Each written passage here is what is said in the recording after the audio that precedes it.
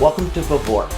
In this vRealize Basics video, we're going to discuss 4 different grouping mechanisms in vRealize operations and why they're so important.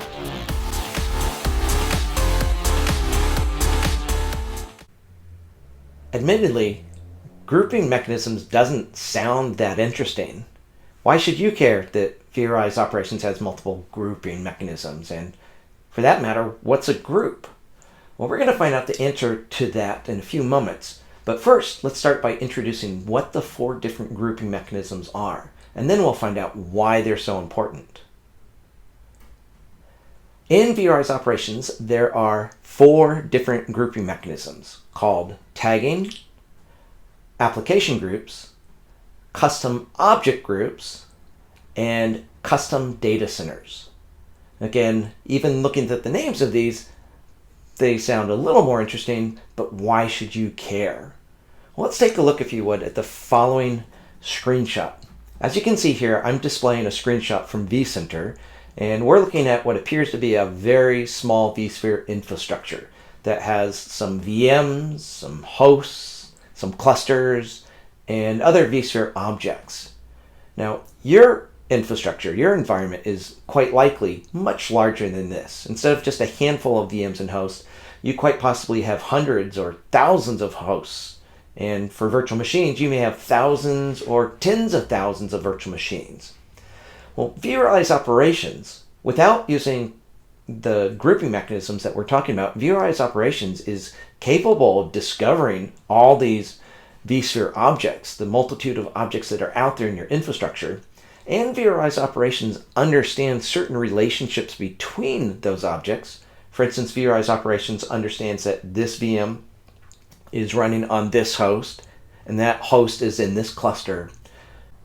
But there are a lot of relationships between these objects that matter to you, but vRealize operations doesn't know about them.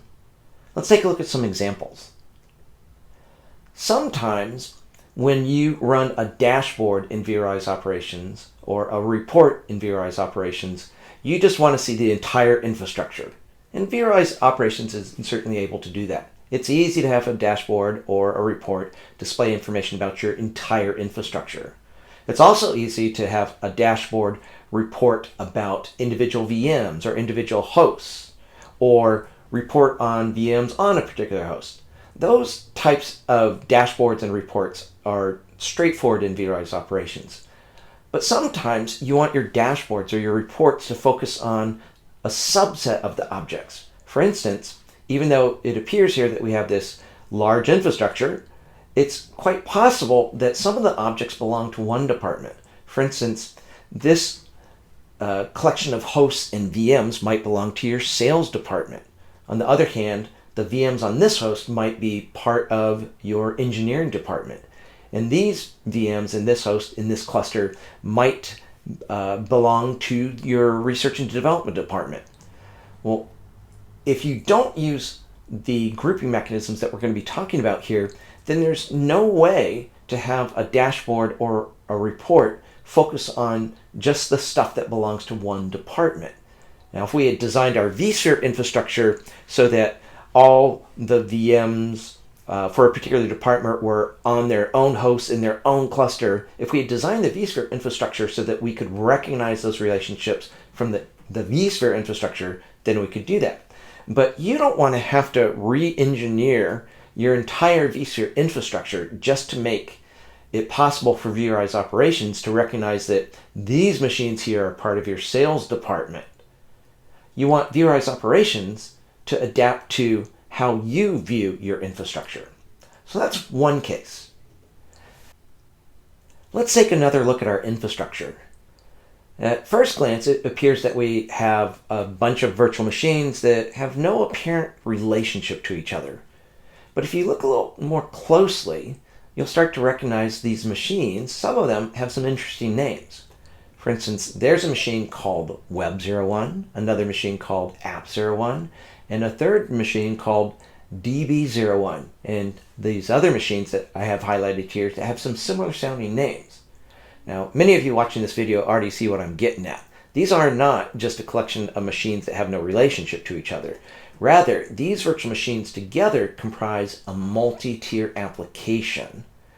Now, if you don't use any of the grouping mechanisms that we're talking about in this video, then vRealize operations can run reports and run dashboards to show you each of the virtual machines independently, or it could show you all the virtual machines intermixed with all of the perhaps thousands of machines in your environment. But that's not going to help you in situations like the following. What if you get a trouble ticket submitted by an end user, a user of this application, and that user reports that the performance is degrading? Well, you could run a dashboard or report on each individual virtual machine, but your multi-tier application may have far more machines than just the ones that we have here. So zeroing in on individual virtual machines, while that's sometimes useful, isn't going to be the most rapid way to zero in and focus in on where the problem is. The problem could be the database tier machines, or it could be the application server tier machines, or it could be the web server machines. Instead of focusing on each individual machine, with a grouping mechanism that we're going to be talking about, you can create a dashboard or report that focuses on each of these tiers one at a time. So you could have a dashboard that focuses in just on the database tier. Maybe that's where the performance problem's stemming from. Or if you want to, you can have the same dashboard allow you not just to zero in on a tier or individual machines in the tier. We can also have that same dashboard that enable you to zoom out and look at the overall performance for the entire multi-tier application, the multi-tier application as a whole. So again, without grouping mechanisms, you can look at each of the individual machines, but sometimes you need to focus in on certain collections of machines, like tiers in a multi-tier application. Sometimes you want a dashboard or a report to include certain objects, but exclude others. For instance, let's take one more look at our sample inventory here. You may have noticed that 4 of our virtual machines are powered off, and it's entirely possible that you want your dashboard or your report to exclude the powered off machines. Well, with vRealize operations and these grouping mechanisms, you'll be able to do things like that. Again, that was just a few sample scenarios where grouping mechanisms might be called for. But let's wrap up this video by summarizing the grouping mechanisms that we've been talking about: tagging, application groups, custom object groups, and custom data centers enable you to teach vRealize operations to look at your environment the way you do.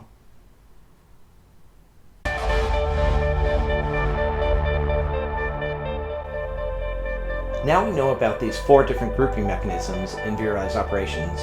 Join me in the next video and we'll talk specifically about tagging.